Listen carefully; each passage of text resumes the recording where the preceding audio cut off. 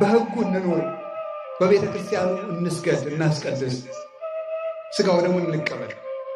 እንደዚያ ከሆነ ጥማችን ይቆረጣል፣ በቃኝ እንላለን፣ እናርፋለን። ምዕራፍ 4 ላይ ሲናገር እግዚአብሔር ከእናንተ የሚፈልገው ትልቁ ነገር ንጹሕ እንድትሆኑ ነው።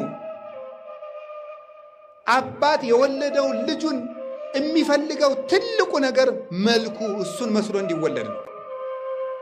እግዚአብሔር መልኩ ንጹሕ ነው። እኛን በመልኩ ፈጥሮናል። አባታችንን እንድንመስል ይፈልጋል። የእግዚአብሔር ፈቃዱ ንጹሕ እንድትሆኑ ነው። ታጠብን፣ የነጻ ልብ የለንም። ሽቱ ተቀባን፣ ውስጣችን ግን አሁንም ውስጡን ይከረፋናል። ነፍሳችን እንደ ቆሸሸች ናት። እንኳንስ በመንፈሳዊነት ዲዮጋኔዎስ የተባለ ፈላስፋ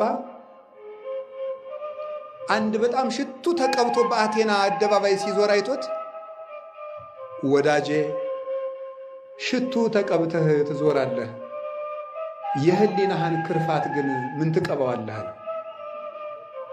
አይምሯችን ውስጥ ብዙ የሚከረፉ ነገሮች አሉ።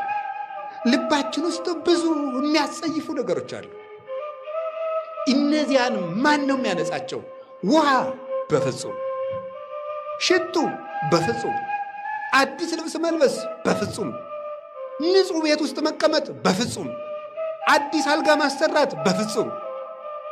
ንጹሕ ከተማ ሄዶ መዝናናት? በፍጹም። ዝናብ ክርስቶስ የዝሙት እሳት ላነደዳቸው፣ የሲኦል እሳት ላቃጠላቸው፣ የኃጢአት እሳት ለሚነድባቸው ሁሉ ሊያሳርፋቸው ኮቴው ተሰማ። ያ ዝናብ ከእመቤታችን ከቅድስት ድንግል ማርያም ተወለደ። ተወልዶስ በፈጣኒቱ ደመና ጀርባ ሆኖ ወደ ግብፅና ወደ ኢትዮጵያ ተሰደደ። ወናሁ ይወርድ እግዚእነ ተጽኖ ዲበ ደመና ቀሊል ውስተ ምድረ ግብፅ ወይወድቁ ምሕራማተ ግብፅ። ምሕራማተ ግብፅ እነሆ እግዚአብሔር በፈጣን ደመና ተጭኖ ወደ ግብፅ ይወርዳል ይላል ትንቢተ ኢሳይያስ ምዕራፍ 19 ከቁጥር 1 ጀምሮ። እግዚአብሔር በፈጣን ደመና ተጭኖ ወደ ግብፅ ይወርዳል። ደመናሰ ቀሊል አንቲ ይላል አባ ጊዮርጊስ። ያቺ ፈጣን ደመና ቅድስት ድንግል ማርያም ናት። ዝናብ ክርስቶስን ይዛልን የመጣች ደመና። እመቤታችን ደመና ከሆነች ጌታችን ኢየሱስ ክርስቶስ ምን ይሆናል? የሕይወት ውሃ። እስኪ በሉ ሁላችሁ፣ ጌታችን ኢየሱስ ክርስቶስ ምንድን ነው? የምን? የሕይወት ውሃ። የሕይወት ውሃ የሚባለው ለምንድን ነው? እንዲህ አለ ራሱ ዮሐንስ ወንጌል ምዕራፍ 7 ቁጥር 38 ላይ እንዲህ አለ፣ ዘጸማ ይምጻ ወይስታይ፣ የተጠማ ሰው ካለ ወደ እኔ ይምጣ አለ። የተጠማ ሰው ካለ ወደ እኔ ይምጣ። በከመ ይቤ መጽሐፍ አፍላገ ማየ ሕይወት ይውህዝም ከርሱ። የተጠማ ካለ ይምጣና የሕይወት ውሃ ይጠጣ። ይሄንን ውሃ የጠጣ ሰው የሕይወት ውሃ ከሆዱ ይፈልቅለታል አለ። ጌታችን ኢየሱስ ክርስቶስ የሕይወት ውሃ ነኝ አለ። ስለዚህ ዝናብ ባልን ጊዜ የሕይወት ውሃ ክርስቶስን እናስባለን። ዝናብ በመጣ ቁጥር አሁን ሐምሌ ገብቷል። እስከ መስከረም 26 ዝናብ በመጣ ቁጥር፣ ሰማይ ባጉረመረመ ቁጥር፣ መብረቅ ብልጭ ባለ ቁጥር ክርስቶስን ስናስብ መክረም አለብን። ይሄ ዝናብ ጠብ ሲል መሬት ዝናብን ጠጥታ ጥሟ ለቀቃት። እኔ ጌታዬን ተመግቤ ጥም የሚቆረጥ መቼ ነው እያልን ማሰብ አለብን። የሕይወት ውሃ ነው። ጌታችን ኢየሱስ ክርስቶስ የሕይወት ውሃ ሆኖ ያደረገልንን ቢያንስ 5 ነገር ልንገራችሁና ትምህርቴን ልጨርስ። የሕይወት ውሃነቱ አንደኛው ጌታችን መድኃኒታችን ኢየሱስ ክርስቶስ የሚያነጻ ውሃ ነው። እስኪ ሁላችሁ በሉ፣ እንዴት ያለ ውሃ ነው? የሚያነጻ ውሃ። የሚያነጻ ውሃ ምንድን ነው? አሁን ምን ያደርግናል? ንጽህና በሉ። አንድ ነገር እስኪ ልንገራችሁ። የሰው ልጅ ደክሞት ሲታጠብ በርታ ይላል። እሱ ብቻ አይደለም፣ ተናዶ ሻወር ሲሄድ ሲወስድ ቀለል ይለዋል። ኃጢአት ሰርቶም ሻወር ሲወስድ ቀለል ይለዋል። ለምንድን ነው የሚመስላችሁ? የሰው ልጅ ቤቱ ተጠርጎ ተወልሎ ሲል ልቡ ፈከክ ይላል። ሰው ለንጽህና የተፈጠረ ነው። የሰው ልጅ ሰላሙ ንጽህና ነው። የሰው ልጅ ሁከት የሚመጣው ከጉድፈት ነው። የሰው ልጅ መከራ ከመተዳደፍ ይፈልቃል። የሰው ልጅ ሰላም ደግሞ ከንጽህና ይፈልቃል። ስለዚህ መጀመሪያ ከኔም ከራሴ ጀምሮ መጀመሪያ የእግዚአብሔር ቤተሰቦች መፈለግ ያለብን እንድንነጻ ነው። እንድንነጻ ያስፈልገናል። ሁላችንም አድፈናል። መንጻት አለብን። ወዝንቱ ውእቱ ፈቃዱ ለእግዚአብሔር ተቀድሶ ተክሙ ፊልጵስዩስ ምዕራፍ 4 ላይ ሲናገር እግዚአብሔር ከናንተ የሚፈልገው ትልቁ ነገር ንጹህ እንድትሆኑ ነው። አባት የወለደው ልጁን የሚፈልገው ትልቁ ነገር መልኩ እሱን መስሎ እንዲወለድ ነው። እግዚአብሔር መልኩ ንጹህ ነው። እኛን በመልኩ ፈጥሮናል። አባታችንን እንድንመስል ይፈልጋል። የእግዚአብሔር ፈቃዱ ንጹህ እንድትሆኑ ነው። ታጠብን፣ የነጻ ልብ የለንም። ሽቱ ተቀባን፣ ውስጣችን ግን አሁንም ውስጡን ይከረፋናል። ነፍሳችን እንደ ቆሸሸች ናት።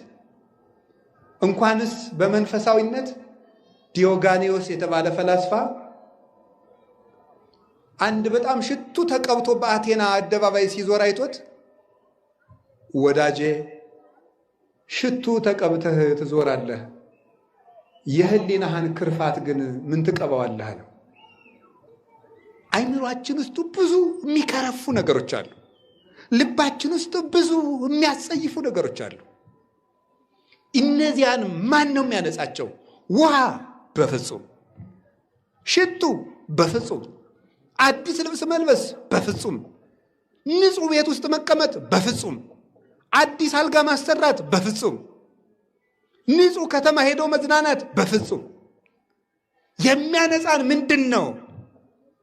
ወክርስቶስ ዘመጻ ከወይኖ ሊቀ ካህናት ለንተ ትመጽእ ሰናይት በውስተ ትሄይስ ወተአቢ ደብተራ አኮ በደመላሂም ወጠሊ ዘቧ አላ በደመዚአሁ ቧ ውስተ ቅድስት ዘላለም ወሶበ ደመላይም ወጠሊ ወእጎልተ ካይሴ ያነጽህ እምኃጢአት ወይቀድሶሙ ሥጋሆሙ ለለ ረክሱ እፎ እንከ ፈድፋደ ደሙ ለግዚእነ ኢየሱስ ክርስቶስ ያነጽህ ህሊናነ እምግብር መውት ከመናምልኮ ለእግዚአብሔር ሕያው።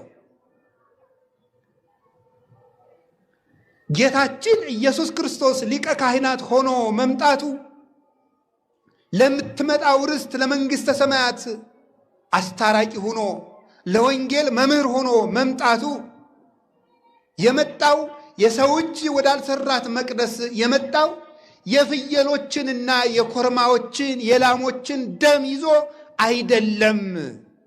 የገዛ ደሙን ይዞ አንድ ጊዜ የሰው እጅ ወዳልሰራት መቅደስ በአይሁድ ፈቃድ ወዳልተተከለች ወደ መስቀል ወደ እዝነ አብ ወደ መንጦላዕተ ብርሃን ገባ።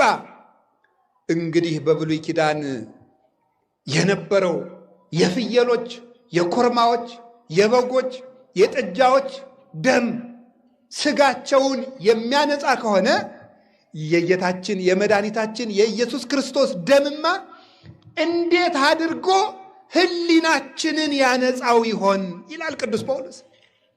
እንዴት አድርጎ ህሊናችን ያነጻው ይሆን? ምናችን ያለው ንገሩኝ እንጂ እንዳትረሱ ዘመዶች፣ እንዳትረሱ። ሁላችንም አሁን ንጹህ ለባብሰን አንዲት ጭቃ እንኳን ስንራመድ ሲረጭን ወይኔ ልብሴ ቆሸሸ፣ ወይኔ ነው የምንለው። በጭቃ እግሩ ጨርቃችንን የነካ ሰው ካለ ደንባራ ያስፋልካት ይምናል። ህሊናችንን ማን ያንሳው? እውነቴን ነው የምነግራችሁ። ሰው መስለን እየዋልን እንደ አውሬ ስንባክን የሚያድረውን ህሊናችን ማን ይመልሰው? ሰላም የሌለውን ልባችን ማን ይመልሰው? የረከሰውን አይምሯችን ማን ይቀድሰው? የሚቀድሰን መድኃኔዓለም ብቻ ነው። የሚያስተካክለን የእሱ ነው። ጌታችን መድኃኒታችን ኢየሱስ ክርስቶስ ብቻ ሊያነጻን ይችላል። ሁላችንም ረክሰናል። መቀደስ አለብን፣ መመለስ አለብን። ክርስትና ድራማ አይደለም።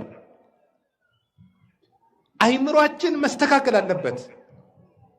ተንኮላችንን መተው አለብን።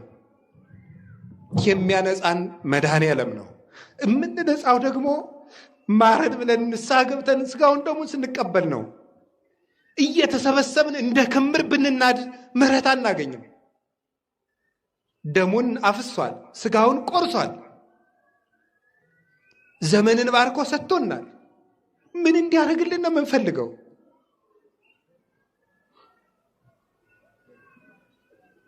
እንኳንስ እናንተ እኔም ቢሆን እዚህ መቆም ደስ የሚያሰኘኝ አይደለም። የእግዚአብሔርን መልእክት እንደ ቤተ ክርስቲያን ሐሳብ ለማድረስ ነው እንጂ ቁጭ ብዬ ለኃጢአት እያለቀስኩ ብኖር ደስታዬ ነው፣ እውነት ለመናገር። ስለዚህ መድኃኔዓለም እንዲያነጻን ሳንነጻ የሰላም ሀገር እንፈልጋለን። ሳንቀደስ እግዚአብሔር ሆይ ውረድ ፍረድ እንላለን። በየት ይውረድ? ማን ያስወርደው? ማን ያስመጣው? በራችን ዘግተን ልባችን ተቆልፏል። ስጥጡ አልባቢክሙ ዋቆ አልባሲክሙ፣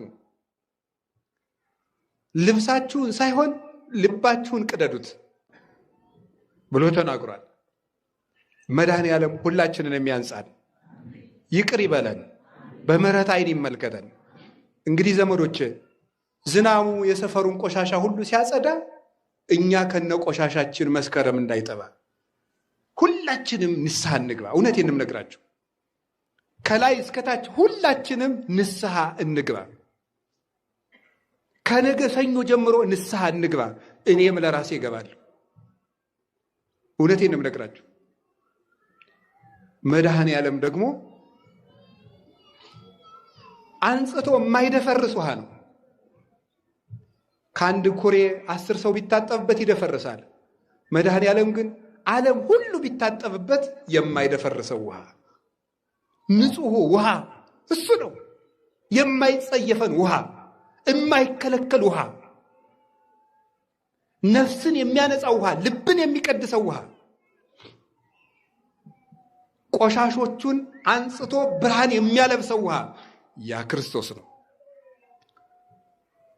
እግዚአብሔር በደሙ ይቀድሰን። ሲናገር በዮሐንስ መልእክት ላይ እንዲህ ይላል፣ ወደሙ ለእግዚእነ ኢየሱስ ክርስቶስ ያነጽሐነ እምኩሉ ኃጣውኢነ። የጌታችን መድኃኒታችን ኢየሱስ ክርስቶስ ደም ከኃጢአታችን ሁሉ ያነጻናል ይላል። በገዛ ደሙ ያጠበን መድኃኔዓለም ክብር ምስጋና ይግባው። ሁለተኛ ጌታችን ኢየሱስ ክርስቶስ የሕይወት ውሃ ነው። የሕይወት ውሃ ያልነው ምን ማለት ነው? ውሃ ውስጥ የተጣለ ደብዳቤ መልሶ አይነበብም፣ ይደመስሳል። መድኃኔዓለም ውሃ ነው። ለቄሱ ንስሐችሁን ከነገራችሁ በኋላ በዚህ ኃጢአት መልሳችሁ አትጠየቁ። ዮሐንስ ወንጌል ምዕራፍ 8 ላይ ዝሙት ስትሰራ የተያዘች አንዲት ሴት አይሁድ ሰብስበው እየጎተቱ አመጧት። ታሪኩን አልናገርም። ሙሴ ይህች ሴት በድንጋይ እንድትወገር አዟል፣ አንተ ምን ትላለህ አሉት አይደል? እሱም ከእናንተ መካከል ኃጢአት የሌለበት ሰው ይውገራት አለ። ሁሉም ወጥተው ሄዱ። ምን አላት መሰላችሁ? ልጄ የሚከሱሽ ወዴት አሉ አላት። እኔ የማየው የለም፣ አልፈርድብሽም፣ በሰላም ሂጅ አላት። ሁለት ነገር ታያላችሁ። ይችን ሴት ልጄ የሚከሱሽ ወዴት አሉ ማለት እነሱ አንቺን ከሰሱሽ፣ አንቺ ደግሞ ስለ እነሱ ኃጢአት ምን ትያለሽ እያላት ነበር ይላሉ ሊቃውንት። እሷ ደግሞ ምን አለችው? እኔ ስለ ሰው ኃጢአት ምን አልልም አለች። አላውቅም፣ የማውቀው ራሴ ኃጢአተኛ መሆኔን ነው አለች። አንቺ በሰው ካልፈረድሽ በሰላም ሂጂ፣ አልፈርድብሽም። ሁለት ነገር ተናገሩ። ስለ ንስሐ ያስተማሩ የቤተክርስቲያን ሊቃውንት ሲናገሩ አንደኛ ክርስቶስ ምን ብሎ ጠራት ይችን ሴት? ልጄ አላት። ንስሐ የኃጢአት ባሪያ የነበረውን ሰው የማን ልጅ ያደርገዋል? የእግዚአብሔር ልጅ ያደርገዋል። ልጅ ነው የምንሆነው፣ ባሪያ አይደለም የምንሆነው። ኃጢአት ባሪያ ነው የሚያደርገን፣ እግዚአብሔር ግን ልጅ ነው የሚያደርገን። ልጄ አለ፣ በሰላም ሂጂ አለ። ከዚያ በኋላ መልሶ በዚያ አልጠየቃትም። አንድ ሰው ተናዞ ሲመለስ በሰላም ይሄዳል። የእግዚአብሔር ልጅ ሆኖ ይመለሳል፣ ሰላም ይዞ ይመለሳል። ሰላምና የእግዚአብሔር ልጅ መሆን የሚሰጠው ስንናዘዝ ነው። አንዳንድ ሰዎች ከተማ ንስሐ ትገቡና ኃጢአቴ እንደው ከተማ ካለቄ ስለተናዘዝኩት ይቅር ያልተባልኩ መስሎኛል ብላችሁ እንደገና ገዳም ሄዳችሁ ትናዘዛላችሁ። ኃጢአት ውስጥ ውሃ ውስጥ የተጻፈ ደብዳቤ የተጣለ ደብዳቤ መልሶ አይነበብም። አንድ ጊዜ የተናዘዙት ኃጢአት ፈጽሞ አያስጠይቅም። ለምን? የሚደመሰሰው በጌታችን በመድኃኒታችን በኢየሱስ ክርስቶስ ውሃነት ስለሆነ። ስለዚህ ጌታችን ውሃ ነው። ምን ያደርግልናል? ዕዳችንን ይደመስስልናል። ሰይጣን ባላጋራችን ነው። ኃጢአታችን እየቆጠረ ይጽፋል። ክርስቶስ ደግሞ ውሃ ነው። አንድ ጊዜ ወስደን ደብዳቤያችን ስንወረውራት ደምስሶ ንጹሕ ሰውነታችን ይመልሳል። ኃጢአታችንን ሁሉ ይደምስስልን። የሕይወት ምንድን ነው? ተናገሩ እንጂ። የሕይወት ምንድን ነው? የሕይወት ውሃ። ሦስተኛስ ጌታችን መድኃኒታችን ኢየሱስ ክርስቶስ የሚያድን ውሃ ነው። እስኪ የሚያድን ውሃ በሉ። ምን የሚያደርግ ውሃ? የሚያድን ውሃ ነው። የሚያድን ውሃ ማለት ምን ማለት ነው? ተጠጥቶ የሚያድን ነው። በዓለም ላይ ብዙ መጠጥ ተጠጣ። ከሞት ድነዋል ሰዎች እንዴ? በሽታ ተጨመረ እንጂ መጠጥ መልኩን እየቀየረ ስም እያወጣ መጣ አይደለም? ለብዙ መጠጥ ስም ወጣለት። ጠላ በጠርሙስ ታሽጎ ቢራ ተብሎ መጥቷል። መጠጥ ሁሉ መጣ። ሰው ሁሉ ጠጣ። ሞተ ወይስ ዳነ? እየሞተ ነው። አይምሮ እየደነዘዘ ነው። በህይወቶች አንድ ሰውዬ ስፖርት የምታዘወትርም ለምንድን ነው እየጠየቅኩት። ስፖርት ማቋረጥ አልፈልግም። ለምንድን ነው ስለ ህሊናዬ በህይወቴ ብዙ የተሳሳትኳቸው ስህተቶች አሉ አለ። ህሊናዬ እንዲህ ማድረግ አልነበረብህም እያለ ሲጮህብኝ የውስጤን ጩኸት ለመግደል ስፖርት እሰራለሁ። የውስጤን ጩኸት ለመግደል። አንዳንድ ሰው የውስጡን ጩኸት ለመግደል ይጠጣል። የህይወቱን ስህተቶች ለመሸፈን ይጠጣል። ግን ጩኸቱን ሳይሆን የምትገድለው ራስህን ነው የምትገድለው። የጠጣናቸው ነገሮች ሁሉ ሞት ነው የሚጠሩት። መድኃኔዓለም ግን ተጠጥቶ ህይወት ነው። መብልዔኒ መብልዐ ጽድቅ ውእቱ ደሜኒ ስቴ ህይወቱ ውእቱ። ስጋዬ እውነተኛ መብል ነው፣ ደሜም እውነተኛ መጠጥ ነው። ዮሐንስ ወንጌል ምዕራፍ 6 ቁጥር 55 ላይ ሲናገር የሚያድን መጠጥ የጌታችን የኢየሱስ ክርስቶስን ደም እያየ ሞት የሚፈራው መጠጥ እሱ ነው። እስራኤል ከግብፅ ሲወጡ የበጉን ደም መቃኑ ላይ ረጭተው አይደለ ከሞት የተረፉት? ያ በግ ማን ነው? ክርስቶስ ነው። የበጉ ደም ማን ነው? የእሱ ደም ነው። በሩ ምንድን ነው? የክርስቲያኖች ከንፈር ነው። እስካሁን ደግሞ የሚቀበል ወሶበ ርእየ ሞት ደሞ ለበግ ለበወ ሞተ እግዚ ወፈርሃ ወይ ቀርበ ሀበ መድረከ ሆኸት ይላል ቅዱስ ዮሐንስ አፈወርቅ ዘጸአትን ሲተረጉም። ሞት የበጉን ደም ባየ ጊዜ በዚያ በግ ደም የክርስቶስን ደም አየ። የክርስቶስን ሞት አየና ሞት ፈራ፣ ወደ ደጁም መቅረብ አቃተው ይላል። አያችሁ የእግዚአብሔር ቤተሰቦች፣ ሞት እንኳን የክርስቶስን ደም የክርስቶስ ምሳሌ የሆነውን የበጉን ደም እንኳን ፈርቶታል። የጌታችን የኢየሱስ ክርስቶስ ደም ሞት የሚፈራው ደም ነው። ሞትን ያሰጠመ የገደለ ደም ነው። ሕይወት የሰጠ ደም ነው። የሚቀድስም ደም ነው። ስለዚህ ክርስቶስ የሚያድን ውሃ ነው። መከራ ሲመጣ ውሃ እየገባን ከምንሞት ከሚያድነን ውሃ ብንገባ ይሻለናል። ያም የሚያድነን ውሃ ክርስቶስ ነው። ዘመዶቼ፣ ሞት ተደግሶበት ያለ ዓለም ነው። ምንም ደስ የሚል ነገር የለም። በየቦታው ዛሬ ጦርነት፣ ነገ ሰላም ነው። ኢትዮጵያ ይሄ ነው። አሜሪካ ጦርነት ነው። እስራኤል ጦርነት፣ እዚያ ራሻ ጦርነት፣ ያ ጦርነት መከራ ነው። ምን ደስ የሚል ነገር አለ? ወደ ማንስ ይሸሻል? የሚያሳርፈን የሚያድነን መድኃኔ ዓለም ነው። ዛሬ በዓለ እግዚአብሔር ተብሎ የተሰበሰብነው ይህን ለማሰብ ነው። ካዳነን ጌታ ለመጠጋት ነው። ተራራችን እሱ ነው። መጠጊያችን እሱ ነው። ስለዚህ የሚያድነን መጠጥ መድኃኔ ዓለም ሁላችንን የሚያድነን ጌታችን ኢየሱስ ክርስቶስ የምን ውሃ ነው ዘመዶች? አቤት! የሕይወት ውሃ ነው። ጌታችን ኢየሱስ ክርስቶስ የሕይወት ውሃ ነው። ምን የሚያረግ መጠጥ መሰላችሁ? የሚያረካ ውሃ። እስኪ የሚያረካ ውሃ በሉ። ምን የሚያረግ ውሃ ተናገሩ፣ ድገሙ። ማን? ከድንግል ማርያም የዘነመልን ውሃ የሚያረካ ውሃ ነው። መዝሙረ ዳዊት መዝሙር 41 ላይ ቁጥር 1 ላይ ቅዱስ ዳዊት እንዲህ አለ፣ ከመ ያፈቅር ኃየል ሀበ አንቅዕተ ማያት ከማሁ ታፈቅር ነፍሴ ሀበ እግዚአብሔር አምላኬ ጸማት ነፍሴ ለከ። ዋሊያ ወደ ውሃ እንደሚናፍቀው ሁሉ ነፍሴ ወደ እግዚአብሔር ተጠማች። እዚያም ተናግሯል፣ አምላኬ አምላኬ እገይ ሳቤከ፣ ፈጣሪ ወደ አንተ እገሰግሳለሁ። ጸማት ነፍሴ ለከ፣ ሰውነቴ አንተን ተጠማች። ማይዜ እበጽሕ ወእሬይ ገጾ ለአምላኬ፣ የፈጣሪዬንስ ፊት የማየው መቼ ነው ይላል ቅዱስ ዳዊት። የአባቶቻችን ጥማት እግዚአብሔር ነው። አንድ ነገር ልንገራችሁ፣ የሰው ልጅ በሕይወቱ ዘመን ሁሉ አንድ ችግር አለበት። እሱም አለመርካት ነው። ለምንድን ነው የማይረካው? ለምን አይረካም ሰው? እዚህ በገጠር ያለው ሰው ባህር ዳር መምጣት ያምረዋል።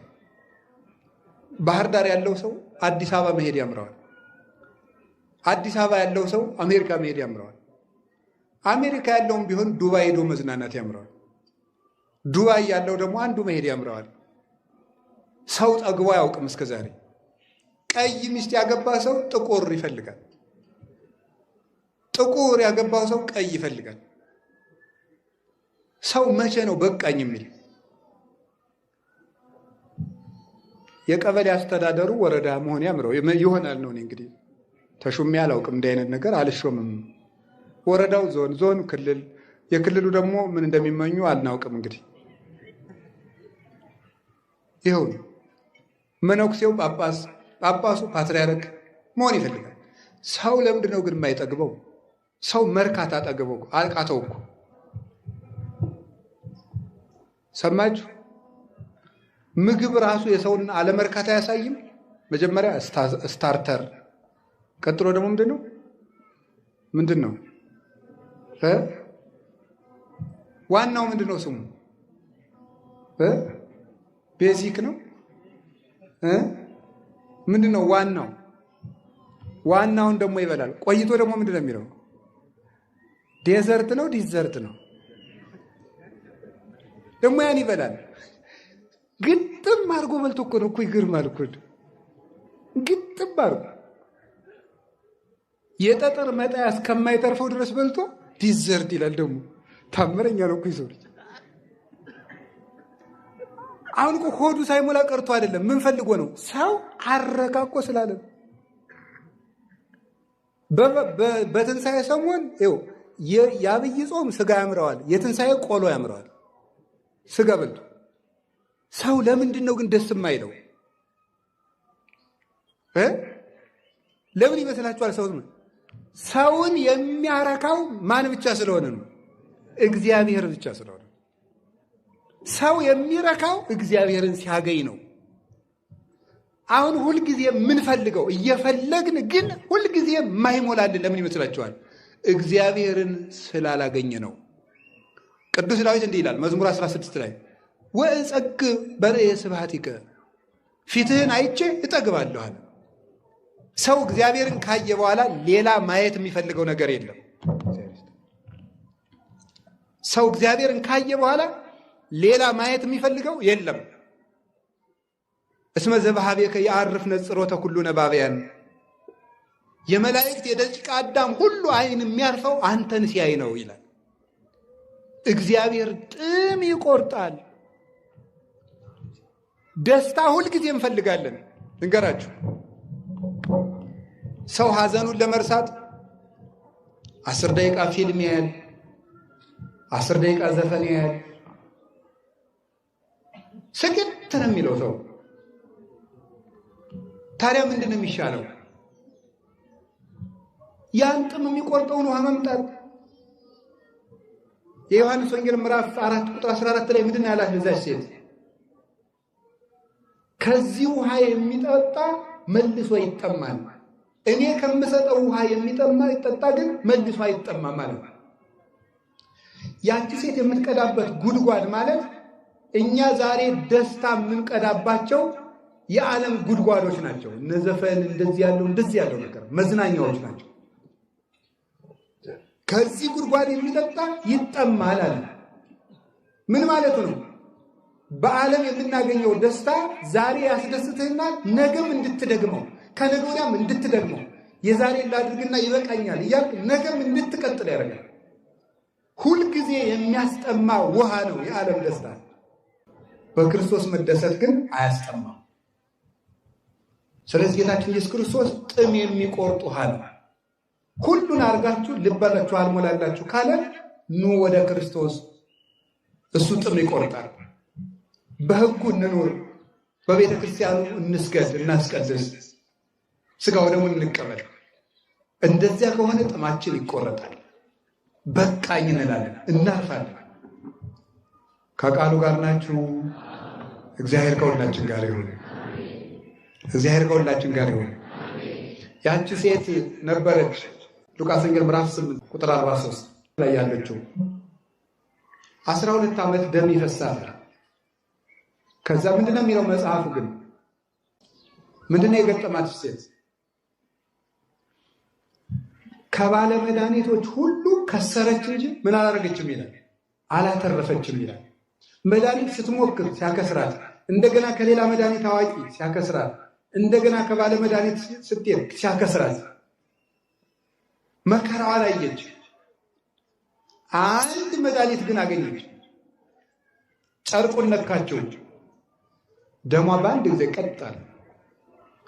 አንድ ጊዜ ዳሰውት የሚበቃ መድኃኔዓለም ጽዋዕከኒ ጽኑ ወያረዊ፣ መጠጥህ አንዱ በቃኝ ነው አለ ቅዱስ ዳዊት። ድህነቱ እሱ በቃ ያለው በአንድ ጊዜ ይበቃል። ስለዚህ አድካሚ ነው። የማይፈውሱ ሐኪሞች የሚባሉት በዚህ ዓለም አይምሯችን ለጊዜው እያደነዘዙ ግን የውስጥ ሰላም መስጠት ያቃታቸው ያዝናኑናል ብለን የምናስባቸው ነገሮች እነዚህ ናቸው የማይፈውሱ መድኃኒቶች የሚባሉት። ክርስቶስ ግን ጥም የሚቆርጥ መድኃኒት ውሃ ነው። የሕይወት ውሃ በሉ እስቲ። ሌላስ ጌታችን ምን የሚያደርግ ውሃ መሰላችሁ? ፍሬ የሚሰጠን ውሃ ነው። ዛፍ የሚያፈራው በውሃ አድጎ ነው። ትንቢተ ኢሳይያስ ምዕራፍ 56 ቁጥር 3 ላይ እንዲህ የሚል ቃል አለ። ኢይበል ፈላሲ ዘገብአ ሀበ እግዚአብሔር ይፈልጠኒኑ እንጋ እግዚአብሔር እምሕዝቡ ወሕፅውኒ ኢይበል እስመ ይቡስ አነ ይላል። ከኃጢአት ተለይቶ ከጣዖት ወጥቶ ወደ እግዚአብሔር በንስሐ የመጣ ሰው ካለ እግዚአብሔር ከወገኖች ይለየኝ ይሆን አይበል። ጃንደረባም ቢሆን ወደ እግዚአብሔር የመጣ ሰው ካለ እኔ ደረቅ እንጨት ነኝ አይበል ይላል። እስኪ በሉ እኔ ደረቅ እንጨት ነኝ አይበል በሉ። እኔ ምን አይበል? ደረቅ እንጨት ነኝ አይበል። እኔ በሕይወቴ ፍሬ የሌለኝ ሰው ነኝ። እኔ እንደው እንግዲህ ወዲያ እማረባ ሰው ነኝ አይበል። ደረቅ እንጨት መልሶ ያፈራል አይባልም። እኔ እንግዲህ ተስተካክዬ ጥሩ ሰው ሆናለሁ አልልም። እኔ አንድ ጊዜ ተበላሽቻለሁ አትበል ነው። የሕይወት ውሃ ክርስቶስ ደረቅ የሚያለመልም ነው። አትክልት ምንድን ነው የሚያደርገው? እንዳይደርቅ ነው የሚያለመልመው ውሃ። ክርስቶስ ግን የደረቀን ነው የሚያለመልመው። ማንም ወደ እግዚአብሔር ከመጣ ደረቅ እንጨት ነኝ አይበል። ለምን? የሕይወት ውሃ ክርስቶስ አለለትና። ምን አለ? እናንተ የመረጣችሁኝ አይደላችሁም፣ እኔ ነኝ የመረጥኳችሁ። ንበሩ ብየ ወአነ ሂብክሙ፣ እኔ በእናንተ እኖራለሁ እናንተም በእኔ። ወሬሰክሙ ከመ ትሁሩ፣ እንድትሄዱ አደርጋችኋለሁ። ወፍሬ ትፍረዩ፣ እንድታፈሩ አደርጋችኋለሁ። ወፍሬክሙኒ ይነብር ለዓለም፣ ፍሬያቸውም ለዘላለም ይኖራል። ጌታችን እንድናፈራ ያደርገናል። ከሃዲውን ጴጥሮስን ቤተ ክርስቲያንን እንዲያፈራ አድርጎታል። አላደረገው? አሳዳጁን ጳውሎስን እነ ጢሞቴዎስን እንዲያፈራ አድርጎታል። አመንዝራውን ሙሴ ጸሊምን ከዋክብት የሆኑ መነኮሳትን እንዲያፈራ አድርጎታል። መልሶ እግዚአብሔር እንድናፈራ ያደርገናል። ከክርስቶስ ውሃ ላይ ከበቀልን እናፈራለን። ፍሬው ደግሞ ምንድን ነው? ወፍሬሁኒ ዘመንፈስ ቅዱስ። የመንፈስ ቅዱስ ፍሬው ምንድን ነው አለ? ፍቅር። የመንፈስ ቅዱስ ፍሬው ምንድን ነው? ሰላም። የመንፈስ ቅዱስ ፍሬው ምንድን ነው? ትዕግስት። የመንፈስ ቅዱስ ፍሬው ምንድን ነው? ሂሩት፣ በጎነት። የመንፈስ ቅዱስ ፍሬው ምንድን ነው? ምጽዋት። የመንፈስ ቅዱስ ፍሬው ምንድን ነው? ንጽህና። የመንፈስ ቅዱስ ፍሬው ምንድን ነው? ፍስሐ፣ ደስታ። አያችሁ፣ ትንንሽ ደስታዎችን እየሰጠ ከሚያደነዝዘን ዓለም ወጥተን በንስሐ ወደ ሕይወት ውሃ ወደ ክርስቶስ ከተመለስን ስለ ጥቂት ደስታዎቻችን የማይነጥፉ ደስታዎችን ይሰጠናል። የማይነጥፉ ደስታዎችን። ትክክለኛ ደስታ በክርስቶስ ይገኛል። ብዙዎችን እንዲያፈሩ ያደረገ ውሃ ከድንግል ማርያም ፈለቀልን። በደመ መስቀሉ ይቀድሰን፣ ይቅር ይበለን፣ ዕዳችን ይደምስስልን፣ ፍሬ ቢስ የሆነውን ለፍሬ ያብቃን፣ ውስጣችንን ያንጻልን። መዝሙር አልችልም፣ ዘማሪዎቹ ጨርሱታል። አንድ መስመር ግን አንድ መዝሙር እንድል ፍቀዱልኝ።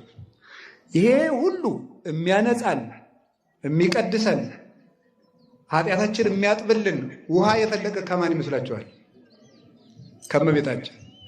አንድ የመጀመሪያው መስመር ነው። ዘሩን ዘማሪዎቹ ጨርሱታል። በኋላ የይልማ መዝሙር ነው።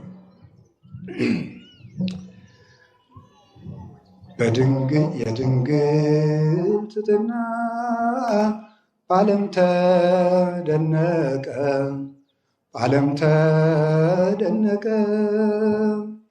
እውነተኛ መጠጥ ከሆዷ ፈለቀ፣ ከሆዷ ፈለቀ።